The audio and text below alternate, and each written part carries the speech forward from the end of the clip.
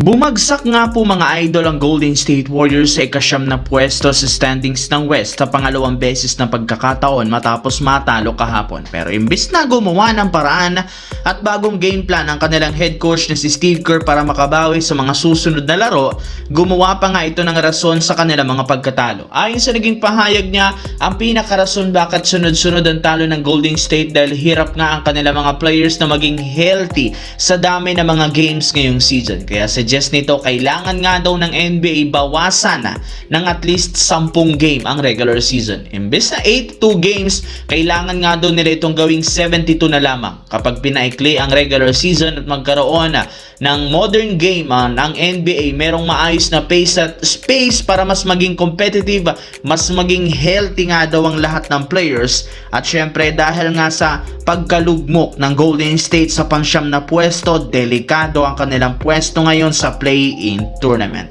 Samantala, alam naman nga ninyo, 2 beses ngang natatalo ng Los Angeles Lakers ang Minnesota Timberwolves. Pero sa kabila niyan, sila pa rin ang dehado sa bakbakan since hindi pa rin naman nakakalimutan ng Wolves ang naglaglag sa Lakers nitong nagdaang playoffs. Kaya hindi na nakakagulat bakit ganyan ang prediksyon. Pero ayon sa ilang mga analyst, ibang klase rin naman ang Lakers noon kumpara ngayon sa pagkakaroon nila ng legit na defensive stopper kay Anthony Edwards na si Marcus Smart. Kung inyong ang mapapansin sa nakalipas na laro ng Lakers, hindi nga masyadong confident si Edward na sumalaksak sa ilalim. It's either jump shot o 3-pointer lang nagagawa nito. At isa sa mga dahilan ay ang impact ni Marcus Smart. Sa tuwing si Smart nga ang bumabantay sa kanya, hindi nga ito masyadong nakakagalaw. Nawawala nga ang dribbling skills at angas nito since ilang beses na nga siyang naaagawan. Umabot pa sa punto na napipikon ito kay Smart. Sa madaling salita, siya ang stopper ni Anthony Edwards. Kaya expect na nga ninyong magiging maganda ang laban ngayon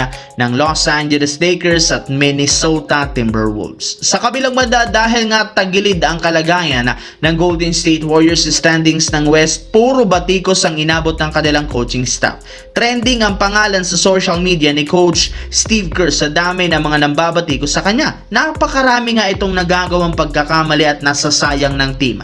Maliban sa hindi niya maayos na paggamit noon kay Jonathan Kuminga, sinasayang na rin naman ito ngayon ang isa pang player na si Seth Curry. Kahit man kababalik pa lang nito sa lineup at nagkaroon si Seth Curry ng magandang laro, especially sa shooting sa 3-point line kahapon laban sa Utah Jazz, ngunit imbis na ibabad siya sa clutch time sa 4th quarter, mas pinili nga ni Coach Steve Kerr na ibangko ito. Mas ginawang priority pa nga nilang paglaruin si Brandon Podziemski na nagkalat lamang sa game matapos niyang hindi maipasok ang 4 na magkakasunod na free throws. Kaya malinaw mukhang meron talagang favoritism ngayon ang kanilang head coach ng Golden State. Kahit anumang sama ng laro ni Podziemski at bagsak ang efficiency ratings nito, plus and minus, binibigyan pa rin naman ito ng playing time ni Coach Steve Kerr na siyang unti-unting sumisira sa kanilang team at sa momentum.